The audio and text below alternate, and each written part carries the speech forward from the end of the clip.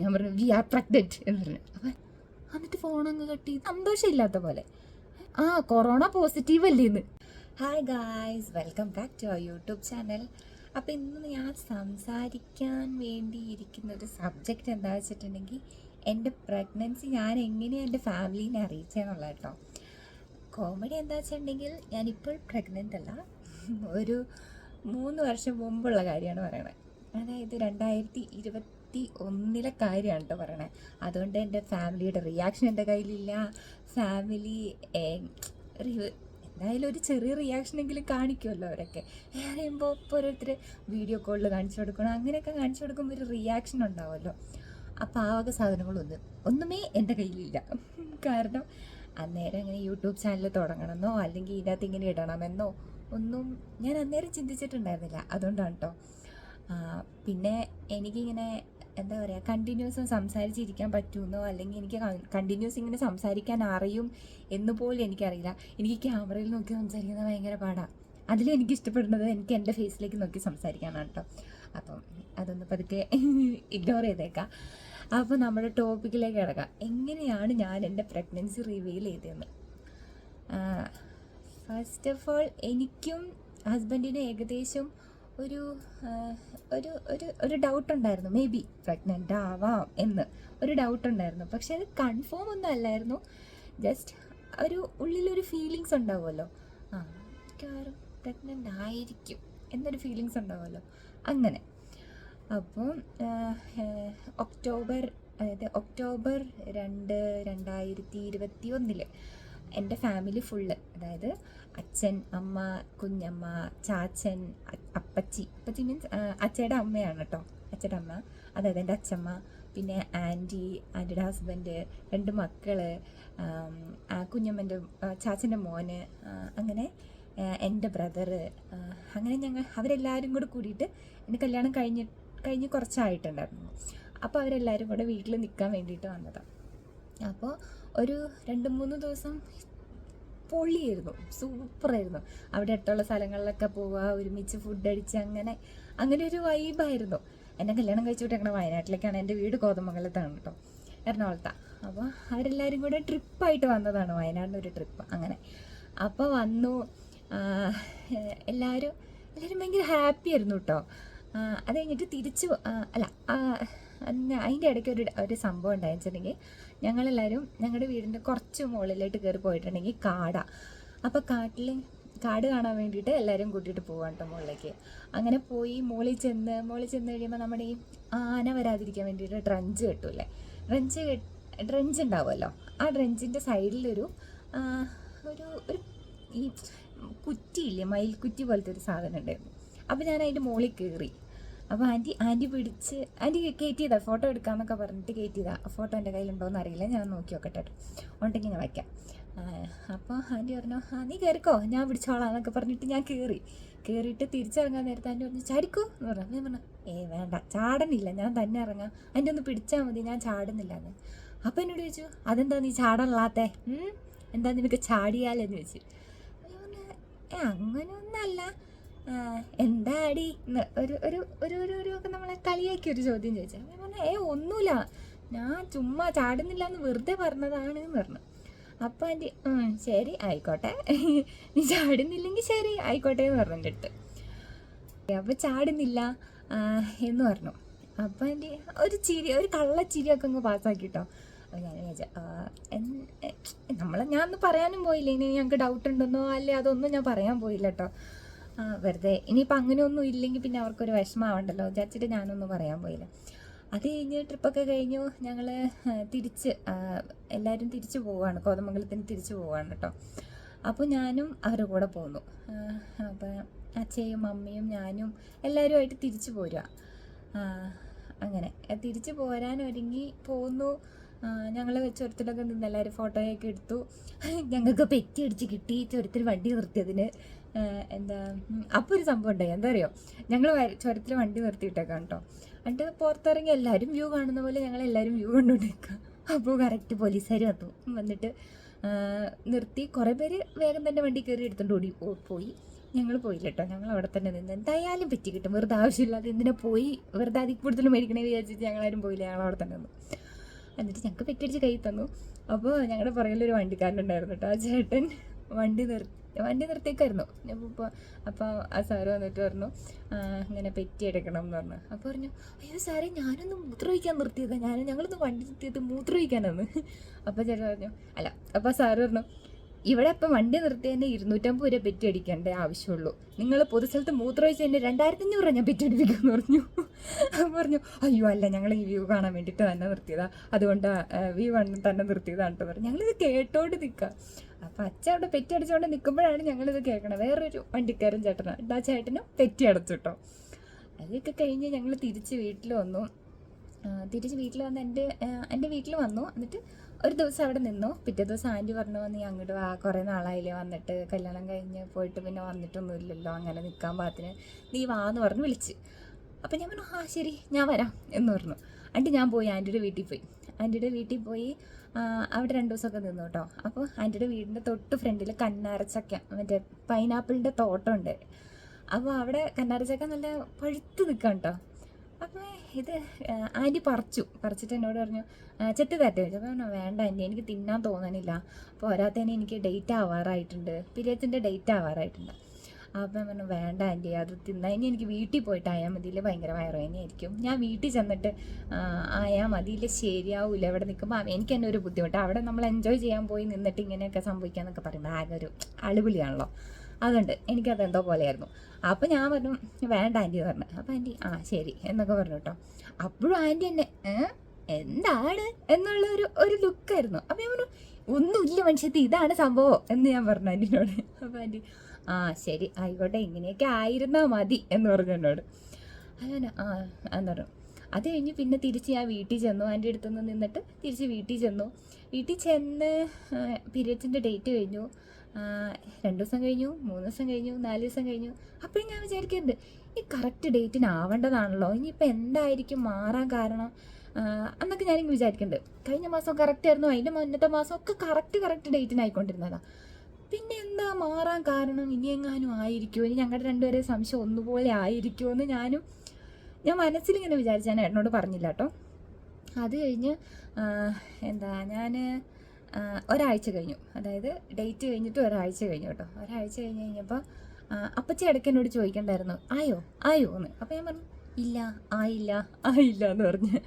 അപ്പോൾ എന്നോട് ചോദിച്ചു ഇപ്പം എത്ര ദിവസമായി ആവാതെയായിട്ട്? ഞാൻ പറഞ്ഞു ഒരാഴ്ചയായി. അപ്പോൾ അപ്പച്ചി അപ്പം എന്തെങ്കിലും ഉണ്ടോ എന്നൊക്കെ. അപ്പം ഞാൻ പറഞ്ഞു ഒരു കുന്തോ ഇല്ല എന്ന് പറഞ്ഞു കേട്ടോ. അന്നേരം ഞാൻ അങ്ങനെ തന്നെയാണ് പറഞ്ഞത്. കാരണം വെറുതെ എന്തിനാ അവർക്ക് വെറുതെ നമ്മൾ സങ്കടപ്പെടുത്തേണ്ട ആവശ്യമില്ലല്ലോ എന്ന് വിചാരിച്ചിട്ട് ഞാൻ പറഞ്ഞു ഒന്നുമില്ല പോടന്ന് നിങ്ങൾക്ക് വെറുതെ തോന്നണം എന്നൊക്കെ പറഞ്ഞിട്ട് ഞാൻ അത് വിട്ടു. അത് കഴിഞ്ഞ് അപ്പോൾ കുഞ്ഞുമ്മ എന്നോട് ചോദിച്ചു ഇനി അങ്ങി ഒന്നും കൂടെ നീ ഒന്ന് ചെക്ക് ചെയ്ത് നോക്കിക്കോ, വെറുതെ ഒന്നും ഇല്ലെങ്കിൽ വേണ്ട, നീ വെറുതെ ഒന്ന് ചെക്ക് ചെയ്തു, എന്തായാലും ഒരാഴ്ച ആയില്ലേ എന്ന് പറഞ്ഞു. അപ്പം ഞാൻ പറഞ്ഞു എന്നാൽ ശരി നമുക്ക് ചെക്ക് ചെയ്യാമല്ലേ എന്ന് പറഞ്ഞു. അപ്പം പറഞ്ഞു എനിക്ക് എങ്ങനെ ചെക്ക് ചെയ്യേണ്ടേ, അല്ല കിറ്റ് വാങ്ങിയാൽ മതി അതിൻ്റെ അകത്ത് അതൊക്കെ എനിക്കറിയാമായിരുന്നു, പക്ഷേ എപ്പോഴാണ് ചെയ്യേണ്ടതെന്നൊന്നും എനിക്കറിയില്ലായിരുന്നു. അപ്പോൾ കുഞ്ഞുമ്മ പറഞ്ഞു എന്നാൽ നമുക്ക് കിറ്റ് വാങ്ങാൻ പറയാം, ചാച്ചനും എൻ്റെ അനിയനും പുറത്ത് പോയേക്കായിരുന്നു അന്നേരം. അപ്പോൾ അവർ വരുമ്പോൾ കിറ്റ് ഒരെണ്ണം വാങ്ങിക്കൊണ്ട് വരാൻ പറയാം നമുക്ക് എന്ന് പറഞ്ഞു. അപ്പോൾ ഞാൻ പറഞ്ഞു ആ ശരി എന്ന് പറഞ്ഞു. എൻ്റെ കുഞ്ഞുമ്മ എൻ്റെ അനിയനും ചാച്ചനും കൂടെ ഒരുമിച്ചാണ് പോയത്, പുറത്ത് എന്തോ ഒരു ആവശ്യത്തിന് പോയതാണ് കേട്ടോ. അപ്പോൾ അവർ രണ്ടുപേരും പോയേക്കായിരുന്നു. അപ്പോൾ കുഞ്ഞുമ്മ ഒരു കിറ്റിൻ്റെ ഫോട്ടോ അനിയൻ അയച്ചു കൊടുത്ത്, കാരണം കുഞ്ഞുമ്മയുടെ കയ്യിലുണ്ട്, അതിൻ്റെ ഒരു സ്റ്റോറി ഞാൻ പറയാം കേട്ടോ. അപ്പോൾ ആ കിറ്റിൻ്റെ ഫോട്ടോ കുഞ്ഞുമ്മ അനിയൻ അയച്ചു കൊടുത്തു. എന്നിട്ട് പറഞ്ഞു എടാ നീ പോരുമ്പോൾ മെഡിക്കൽ സ്റ്റോറിൽ നിന്ന് ഇത് വാങ്ങിക്കൊണ്ട് വരാൻ വിളിച്ചു പറഞ്ഞു. എടാ നീ വരുമ്പോൾ ഞാൻ ഒരു ഫോട്ടോ വാട്സപ്പ് ചെയ്തിട്ടുണ്ട്, നീ ആ സാധനം മെഡിക്കൽ സ്റ്റോറിൽ നിന്ന് പറഞ്ഞ് വാങ്ങിച്ചോളാൻ പറഞ്ഞു കേട്ടോ. അപ്പോൾ ചോദിച്ചാൽ ശരി ഞാൻ വാങ്ങിച്ചോളാം, അവൻ ഭയങ്കര ഇതിൽ ശരി ഞാൻ വാങ്ങിച്ചോളാം എന്നൊക്കെ പറഞ്ഞിട്ട് അപ്പം ഞങ്ങളത് വെയിറ്റ് ചെയ്തിരിക്കുകയാണല്ലോ. അപ്പം വെച്ച് വാങ്ങിക്കാൻ ചെന്നു, വാങ്ങിച്ചു, വീട്ടിൽ വന്നിട്ട് എന്നോട് പറഞ്ഞു എനിക്ക് ചേച്ചി ഇതെന്ത് സാധനം, എല്ലാവരും അല്ല മെഡിക്കൽ ഷോപ്പിലുള്ള ചേട്ടൻ എന്നെ ഭയങ്കര രൂക്ഷമായി നോക്കുന്നുണ്ടായിരുന്നു, അയാൾ എന്തിനാ നോക്കി ഇതെന്ത് സാധനമാണെന്ന് ചോദിക്കാം കേട്ടോ. അപ്പോൾ അവൻ ആ കിറ്റ് കണ്ടപ്പോൾ ഒന്നും മനസ്സിലായില്ല. അപ്പോൾ ഞാൻ ചിരിച്ചു കേട്ടോ. അത് കഴിഞ്ഞിട്ട് അപ്പോൾ ഞാനും ചിരിച്ചു, കുഞ്ഞുമ്മയും ചിരിച്ചു, എല്ലാവരും വീട്ടിൽ ബാക്കിയുള്ളവരെല്ലാവരും ചിരിച്ചു. അവന് മാത്രം കാര്യം എന്താണെന്ന് മനസ്സിലായിട്ടുണ്ടായിരുന്നില്ല കേട്ടോ. അപ്പം നമ്മൾ നോക്കിയിട്ടും ഇല്ല ഇതാണ് മീൻസ് പ്രഗ്നൻ്റ് ആണോ അല്ലയോ എന്നൊന്നും നോക്കിയിട്ടും കൂടി ഇല്ല കേട്ടോ. അത് കഴിഞ്ഞിട്ട് അപ്പോൾ അവൻ ഭയങ്കരമായിട്ട് ഇങ്ങനെ ഭയങ്കര ക്യൂരിയസ് ആയിട്ട് അവൻ ചോദിക്കണേ, എന്തായിരിക്കും അവരെന്നെ അങ്ങനെ നോക്കി ചിരിച്ചേ, എന്താ അങ്ങ് ചേച്ചി അങ്ങനെ ചിരിച്ചെന്നൊക്കെ ചോദിക്കണ്ടോ. ഞങ്ങളിരുന്ന് പൂരച്ചിരി. അത് കഴിഞ്ഞിട്ട് പറഞ്ഞു അപ്പോൾ കുഞ്ഞുമ്മ ചോദിച്ചു, നിനക്കപ്പോൾ ഇതെന്താ സാധനം എന്ന് അറിയാൻ പാടില്ലെന്ന് ചോദിച്ചു. അപ്പോൾ പറഞ്ഞു ഇല്ല. അപ്പോൾ കുഞ്ഞുമ്മ ചാച്ചനോട് ചോദിച്ചു, അപ്പോൾ ചേട്ടായി അല്ലേ പോയി വാങ്ങിയെന്ന് ചോദിച്ചു. അപ്പോൾ ചാച്ചൻ പറഞ്ഞു ഞാനല്ല വാങ്ങിയ, ഇവൻ പോയാ വാങ്ങിയെന്ന് പറഞ്ഞു. അത് കഴിഞ്ഞിട്ട് അപ്പം എന്താ ചാച്ചന് ഇത് ഫോട്ടോ അയച്ചു കൊടുത്തപ്പോൾ തന്നെ കണ്ടപ്പോൾ മനസ്സിലായി. പക്ഷെ ഇവനെ കണ്ടിട്ടില്ലാത്തവരുടെ ഇവനെ അറിയാൻ പാടില്ലായിരുന്നു. അപ്പോൾ ആ ചേട്ടൻ എന്നെ ഇങ്ങനെ അടിമുടി നോക്കുമായിരുന്നു, എന്താ സംഭവം എന്ന് എനിക്ക് മനസ്സിലായില്ല എന്ന് പറഞ്ഞു. അപ്പോൾ പറഞ്ഞു അതൊക്കെ ഉണ്ട് എന്ന് പറഞ്ഞിട്ട് ഞാനും വിട്ടു. ഞാൻ അവനോട് പറയാൻ പോയില്ല ഇത് എന്താ സാധനം എന്ന്. അത് കഴിഞ്ഞിട്ട് എന്നാ വാ നമുക്ക് ചെക്ക് ചെയ്യാമെന്ന് പറഞ്ഞുകൊണ്ട് ഞാൻ, അപ്പച്ചി, കുഞ്ഞമ്മ, അമ്മ ഞങ്ങൾ 4 പേരും കൂടെ പോവാണ്. ചെന്നു എന്താ മറ്റേ കിറ്റ് ഇല്ലേ ഇതെടുത്ത് ഇങ്ങനെ വെച്ചു. എന്നിട്ട് എനിക്ക് എന്ത് ചെയ്താൽ ഒഴിക്കാൻ പറ്റുന്നില്ല, ഒരു ഡ്രോപ്പ് ആഡ് ചെയ്യണമല്ലോ.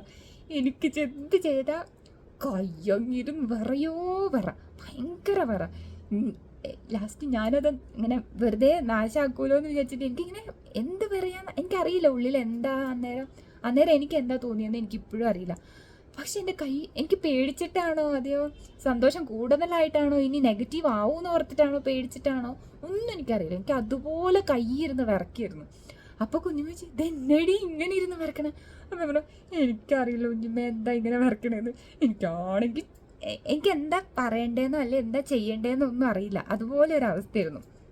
അപ്പോൾ പറഞ്ഞു അങ്ങ് മാറാൻ കിട്ടും, ഞാൻ ഒഴിക്കാന്ന് പറഞ്ഞിട്ട് കുഞ്ഞുമ്മ എന്നെ ഇത് മേടിച്ചിട്ട് ഞാൻ ടെസ്റ്റ് ചെയ്യാന്ന് പറഞ്ഞിട്ട് കുഞ്ഞുമ്മ വെച്ച്. എൻ്റെ കുഞ്ഞുമ്മ ഇങ്ങനെ നോക്കി ഇങ്ങനെ നിൽക്കാട്ടോ. നിന്നിട്ട് ഇങ്ങനെ കുറച്ച് നേരം നിന്നിട്ട് ഇങ്ങനെ നോക്കി നിന്നിട്ട് പതുക്കെ ചിരിക്കണ്ടോ. പറ മോളെ പണി പാളിന്ന്. അപ്പോൾ ഞാൻ ഇനി നെഗറ്റീവായിരിക്കുമോ പണി പാളിയെന്ന് പറഞ്ഞപ്പോൾ പിന്നെയാണ് എനിക്ക് മനസ്സിലായത് ഇത് പോസിറ്റീവാണ്, അതുകൊണ്ടാണ് പണി പാളിയെന്ന് പറഞ്ഞതെന്ന്. അത് ഞാൻ കുറച്ച് നേരത്തേക്ക് മറ്റേ ഏതോ ഒരു ലോകത്തായിരുന്നു. ആണോ ഇനി എന്താ ചെയ്യേണ്ടേ അങ്ങനെയൊന്നും ഒന്നുമേ അറിയില്ല. ഇനി എന്താ അല്ല ഇനി ആരോടാ പറയണേ, എന്നാ ഞാൻ ചെയ്യണ്ടേ, എനിക്ക് ഒരു പിടുത്തമില്ല. എനിക്ക് ആകെ മറ്റേ കിളിപോയ അവസ്ഥയായിരുന്നു കുറച്ച് നേരത്തേക്ക്. കാര്യം നമ്മൾ പ്രതീക്ഷിച്ചെങ്കിലും എന്നാലും അത്ര വേഗമൊക്കെ ആവുന്നൊരു എന്നുവെച്ചാൽ നമ്മുടെ ഉള്ളിലൊരിതുണ്ടെങ്കിലും ആണ് ആയിരിക്കും എന്നുണ്ടെങ്കിലും പക്ഷേ ആണോ അങ്ങനെ ഒരു ഇതായിരുന്നു എനിക്ക്. അപ്പം ഞാൻ കുറച്ച് നേരത്തേക്ക് ഞാനിങ്ങനെ മൈൻഡ് ഇങ്ങനെ കട്ടായിട്ട് ഇങ്ങനെ ഏതോ ഒരു ലോകത്തിരിക്കുകയായിരുന്നു. അത് കഴിഞ്ഞ് ശരി ഓക്കെ കൺഫേം ആയി. എന്നിട്ട് അച്ഛനെയും ആൻറ്റീനെയും അമ്മ വിളിച്ച് പറഞ്ഞു കേട്ടോ. അമ്മ വിളിച്ച് പറഞ്ഞു. ഞാൻ എൻ്റെ കെട്ടിയനെ വിളിച്ച് പറയാനുള്ള ദൗത്യത്തിൽ ഏർപ്പെടുകയായിരുന്നു. ഞാൻ പോയി ആദ്യം കുറച്ച് നേരം റൂമിൽ പോയി ഇങ്ങനെ തന്നെ ഇരുന്നിട്ട് ഞാൻ ഒരു ഫോട്ടോ എടുത്തു. ഫോട്ടോ എടുത്തിട്ട് ഞാൻ ഫോട്ടോ എടുത്ത് വെച്ചു. എന്നിട്ട് ഞാൻ ഏട്ടന് വീഡിയോ കോൾ വിളിച്ചു. വിളിച്ചിട്ട് ഞാൻ ഫോട്ടോ അയച്ചു, വാട്സപ്പിൽ ഫോട്ടോ അയച്ചു. എന്നിട്ട് ഞാൻ പറഞ്ഞു ഞാനൊരു ഫോട്ടോ അയച്ചിട്ടുണ്ട്, നീ ഒന്ന് നോക്കുകയെന്ന് പറഞ്ഞു. അപ്പോൾ ഏട്ടൻ ശരിയെന്ന് പറഞ്ഞിട്ട് അപ്പം തന്നെ നോക്കിട്ടോ. അപ്പോൾ ഏട്ടൻ ഇങ്ങനെ ഒരു ഭാവ വ്യത്യാസമില്ലാതെ ഇങ്ങനെ നിൽക്കുക. അപ്പോൾ ഞാൻ ചോദിച്ചു നീ കണ്ടില്ലേ? അപ്പോൾ പറഞ്ഞു ഞാൻ കണ്ടു. എന്താ?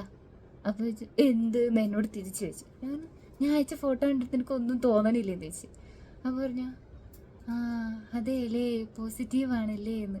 അപ്പോൾ ഞാൻ പറഞ്ഞു അതെ പോസിറ്റീവാണ്, നിനക്കെന്താണ് ഒരു സന്തോഷമില്ലാത്തത്? അപ്പോൾ എന്നോട് പറഞ്ഞു ഒരു 10 മിനിറ്റ് ഞാനിപ്പോൾ വിളിക്കാവേ എന്ന്. എന്നിട്ട് ഫോണങ്ങ് കട്ട് ചെയ്തു. അപ്പം ഞാൻ ഇനി ഇതെന്തായിരിക്കുമോ, എനിക്ക് ആകെ ടെൻഷനായി. പക്ഷേ ഇനി ഇതെന്താ ഒരു സന്തോഷമോ എനിക്കറിയില്ല മുഖത്ത് എന്തായിരുന്നു എന്ന്. ഞാൻ ആകെ ടെൻഷനായി. അയ്യോ ഇനിയിപ്പോൾ എന്തായിരിക്കുമോ വേണ്ടായിരുന്നായിരിക്കും എന്നായിരിക്കുമോ അതിൻ്റെ മനസ്സിൽ എന്താണ് ഒന്നും എനിക്കൊന്നും മനസ്സിലാവണില്ല. അത് കഴിഞ്ഞിട്ട് 5 മിനിറ്റ് പുള്ളി തിരിച്ചു വിളിച്ചിട്ട് ഭയങ്കരമായിട്ട് തിരിച്ചു വിളിച്ചേക്കാം. എന്നിട്ട് പറയാ എനിക്ക് ആദ്യമൊന്നും പറയാനും പറ്റില്ല, എനിക്ക് മനസ്സിലായില്ലായിരുന്നു, എനിക്ക് ഇപ്പോഴാണ് കാര്യം മനസ്സിലായെന്ന്. ഞാൻ പറഞ്ഞു എടാ പൊട്ടക്കണാരാ ഞാൻ പ്രഗ്നൻ്റാന്ന് പറഞ്ഞു. എന്നിട്ട് പറഞ്ഞു ഞാൻ പറഞ്ഞു വി ആർ പ്രഗ്നൻറ്റ് എന്ന് പറഞ്ഞു. അപ്പം എനിക്ക് ഇപ്പോഴാണ് കാര്യം മൊത്തമായിട്ട് മനസ്സിലായത്, ഞാൻ ഇപ്പം എന്താ ചെയ്യേണ്ടതെന്ന്, ഞാൻ വരട്ടേന്ന്. അപ്പം ഞാൻ പറഞ്ഞു വേണ്ട നീ വരണ്ട, പ്രഗ്നൻ്റ് ആണെന്നല്ലേ ഉള്ളൂ, ഞാൻ നാളെ ഹോസ്പിറ്റലിൽ പോട്ടെ, ബ്ലഡ് ചെക്ക് ചെയ്യട്ടെ, കൺഫേം ചെയ്യട്ടെ, എന്നിട്ടൊക്കെ പോരെ, എനിക്കിപ്പോൾ കാണണം. അവൻ പറഞ്ഞു എടാ കുഴപ്പമൊന്നുമില്ല. എന്നിട്ട് വേറെ കുഴപ്പമൊന്നുമില്ല. അപ്പം പറഞ്ഞു എനിക്കൊരു കുഴപ്പമില്ല, ഛർദ്ദിക്കാൻ പറ്റുമോ എന്ന് ചോദിച്ചു. ഇല്ല. എന്തെങ്കിലും തിന്നാൻ തോന്നുന്നുണ്ടോ? ഞാൻ പറഞ്ഞു ഞാനിപ്പോൾ അറിഞ്ഞുള്ളൂ പ്രഗ്നൻ്റ്, അതല്ലാതെ എനിക്കിപ്പോൾ ഒന്നും തിന്നാനോ അല്ലെങ്കിൽ ഛർദ്ദിക്കാനോ ഒന്നും വരുന്നില്ല, എനിക്ക് വേറെ ഒരു പ്രശ്നമില്ല എന്ന് പറഞ്ഞു. അവയുടെ ഓക്കെ. അത് കഴിഞ്ഞ് പിന്നെ ഭയങ്കര കണ്ടിന്യൂസ്. എന്നിട്ട് പിന്നെ ആള് വർക്ക് സൈറ്റിലായിരുന്നു. അപ്പോൾ എന്നിട്ട് പറഞ്ഞു ഓക്കെ ഹാപ്പി ആയിട്ടിരിക്കട്ടോ, എനിക്ക് സന്തോഷമാണ് കേട്ടോ, എനിക്ക് ആദ്യം എന്താ എക്സ്പ്രസ് ചെയ്യേണ്ടതെന്ന് അറിയാൻ പാടില്ലെന്ന് എനിക്ക് കാര്യവും മനസ്സിലായില്ലായിരുന്നു എന്നൊക്കെ പറഞ്ഞിട്ട് എന്തൊക്കെയോ പറഞ്ഞു പുള്ളി. അങ്ങനെയായിട്ട് ശരി എൻ്റെ അപ്പോൾ ഞാൻ പറഞ്ഞു എന്നാൽ ശരി, ഞാൻ അമ്മേനെയൊക്കെ ഒന്ന് വിളിച്ച് പറയട്ടെ, അതായത് എൻ്റെ മദർ ഇൻ ലോനെ വിളിച്ച് പറയട്ടെ, ഏട്ടൻ്റെ അമ്മേനെ വിളിച്ച് പറയട്ടെ. അപ്പോൾ ഏട്ടൻ പറഞ്ഞു ശരി, അവരോട് പറഞ്ഞില്ലേ ചോദിച്ചു. അപ്പോൾ ഞാൻ പറഞ്ഞു ഇല്ല, നിന്നോട് ഞാൻ ആദ്യം പറഞ്ഞേ എന്ന് പറഞ്ഞു. അത് കഴിഞ്ഞിട്ട് അമ്മേനെ വിളിച്ചപ്പോൾ അമ്മേനെ കിട്ടിയില്ല കേട്ടോ. അമ്മ എൻ്റെ ഒരു കസിൻ്റെ വീട്ടിൽ എൻഗേജ്മെൻ്റ് ആയിരുന്നു. അപ്പോൾ അമ്മ അവിടെ വരും, എൻഗേജ്മെൻ്റ് അല്ല, പെണ്ണിൻ്റെ വീട്ടിൽ ഉറപ്പിക്കാൻ വരില്ല, എൻഗേജ്മെൻറ്റിന് മുന്നേ ഉറപ്പിക്കാൻ വരുമല്ലോ, അതിന് വന്നേക്കുമായിരുന്നു. അപ്പോൾ അവിടെ പോയേക്കായിരുന്നു. അപ്പോൾ അവിടെ റേഞ്ച് ഇല്ല. അപ്പോൾ ഞാൻ അനിയൻ്റെ ഫോണിലേക്കാണ് വിളിച്ചത്. അമ്മ ഫോൺ കൊണ്ടുപോയിട്ടുണ്ടായിരുന്നില്ല, അമ്മേനെ വിളിച്ചിട്ട് കിട്ടിയില്ല. എന്നിട്ട് അനിയൻ്റെ ഫോണിലേക്ക് വിളിച്ചു. അപ്പോൾ അനിയൻ്റെ ഫോണും വിളിച്ചിട്ട് കോള് പോകുന്നില്ലായിരുന്നു. എനിക്ക് കഴുത്ത് വേദനിക്കുന്നു ഇങ്ങനെ ഇരുന്നിട്ട്, ചെരിഞ്ഞിരുന്നിട്ട്. അപ്പോൾ കോള് വിളിച്ചിട്ട് പോകുന്നുണ്ടായിരുന്നില്ല. അപ്പോൾ അത് കഴിഞ്ഞിട്ട് പിന്നെ അനിയത്തി, അത് കല്യാണം കഴിഞ്ഞിട്ടില്ല, പക്ഷേ ഞങ്ങൾക്ക് അറിയാമായിരുന്നു. എന്നുവെച്ചാൽ അതൊരു വലിയ സ്റ്റോറിയാണ്, അത് ഞാൻ പിന്നെ പറയാം. അനിയത്തി അന്നേരം കല്യാണം കഴിച്ചിട്ടില്ല എന്ന് മാത്രമേ ഉള്ളൂ, എൻ്റെ അനിയൻ്റെ ലവർ, അതായത് ഏട്ടൻ്റെ അനിയൻ്റെ ലവർ. അപ്പോൾ അവളെ വിളിച്ചു. അവളും ഫോൺ എടുത്തില്ല, അവൾ ക്ലാസ്സിലായിരുന്നു.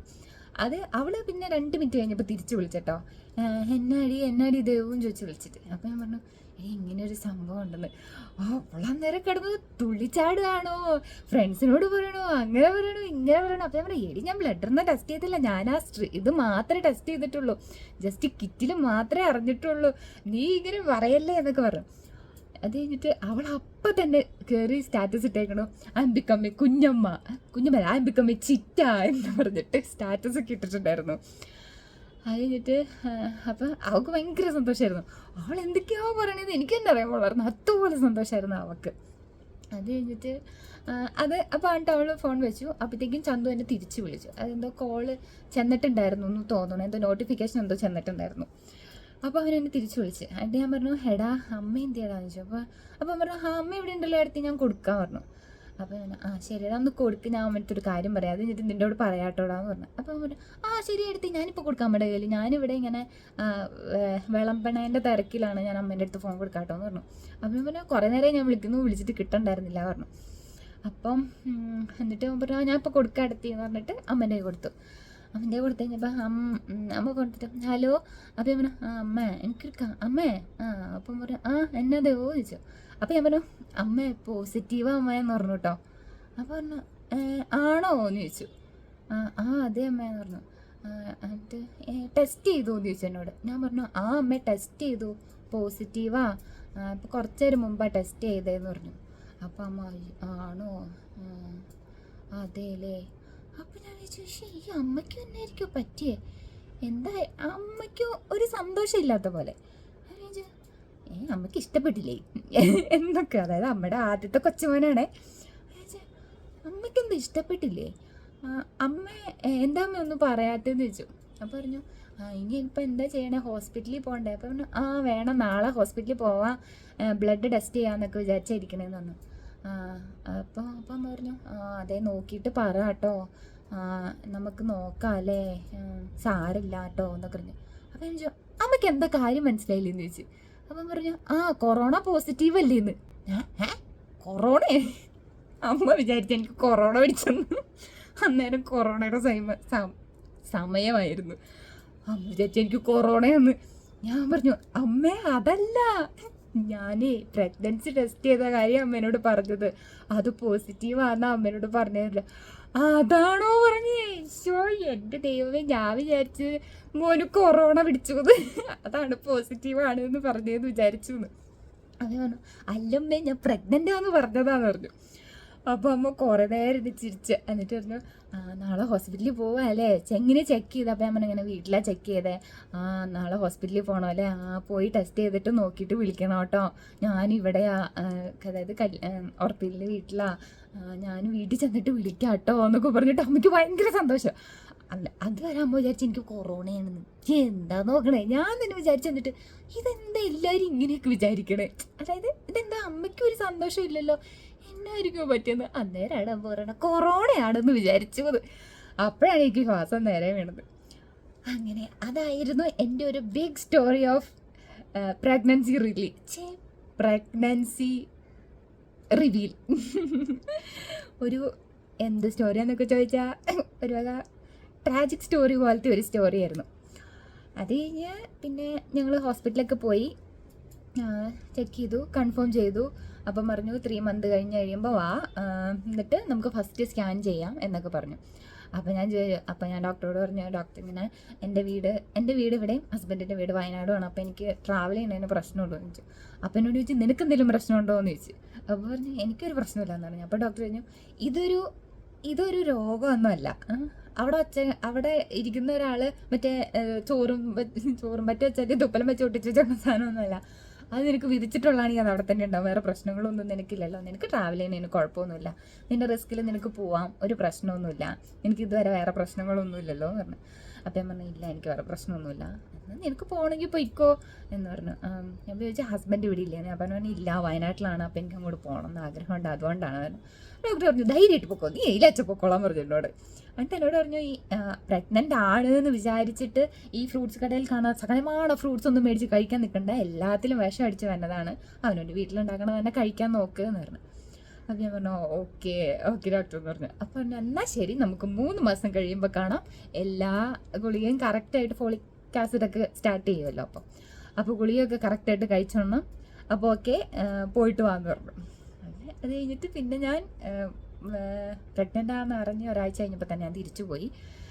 പിന്നെ അടിപൊളിയായിരുന്നു. എല്ലാവരോടും അങ്ങനെ പറഞ്ഞൊന്നുമില്ല, 3 മാസം കഴിഞ്ഞപ്പോൾ ഞാൻ എല്ലാവരോടും പറഞ്ഞു. എന്നാലും അമ്മേൻ്റെ അനിയത്തിമാരോടും അനിയനോടും ഒക്കെ പറഞ്ഞു, പിന്നെ എൻ്റെ ആൻറ്റീനോട് അങ്ങനെയുള്ളവരോട് മാത്രമേ പറഞ്ഞുള്ളൂ, വേറെ ആരോടും ഞാൻ എൻ്റെ ഫ്രണ്ട്സിനോട് പോലും പറഞ്ഞിട്ടുണ്ടായിരുന്നില്ല. അവരെല്ലാവരും അറിഞ്ഞത് ഞാൻ വിഷുവിനാന്ന് തോന്നുന്നു, വിഷുവിനാണോ അതിന് മുന്നേ ഏതോ ഒരു സ്റ്റാറ്റസ് ഇട്ടപ്പോഴാണ് എല്ലാവരും ചോദിച്ചത് എടി നീ പ്രഗ്നൻ്റ് ആണോ, ഞങ്ങളോട് ആരോടും പറഞ്ഞില്ലല്ലോ എന്ന്. അങ്ങനെ ഞാൻ ആരോടും പറഞ്ഞില്ലായിരുന്നു, കാരണം ഇങ്ങനെയൊക്കെയാണ് ഓരോരുത്തരുടെ റിയാക്ഷനെങ്കിൽ പിന്നെ ഞാനിങ്ങനെ എല്ലാവരോടും പറയാം. അതുകൊണ്ട് അങ്ങനെയായിരുന്നു എൻ്റെ pregnancy revealing. Hope you guys എല്ലാവർക്കും എൻ്റെ ഈ ഒരു വീഡിയോ ഇഷ്ടപ്പെട്ടു എന്ന് വിചാരിക്കുന്നു. എൻ്റെ ഫസ്റ്റ് എന്താ പറയുക ഫേസ് ടു ഫേസ് അല്ലെങ്കിൽ സ്ക്രീൻ ടു സ്ക്രീൻ അല്ല ഫസ്റ്റ് ഇൻട്രാക്ഷനാണ്, ഇതുപോലത്തെ ഒരു ഇൻട്രാക്ഷൻ എൻ്റെ ഫസ്റ്റ് ടൈമാണ്. അപ്പോൾ എന്തെങ്കിലുമൊക്കെ മിസ്റ്റേക്സ് ഉണ്ടെങ്കിൽ പ്ലീസ് കൈൻഡ്ലി ഫോർഗെറ്റ് ഇറ്റ്. പിന്നെ ബൈ. അപ്പോൾ okay, see you in the next video. By.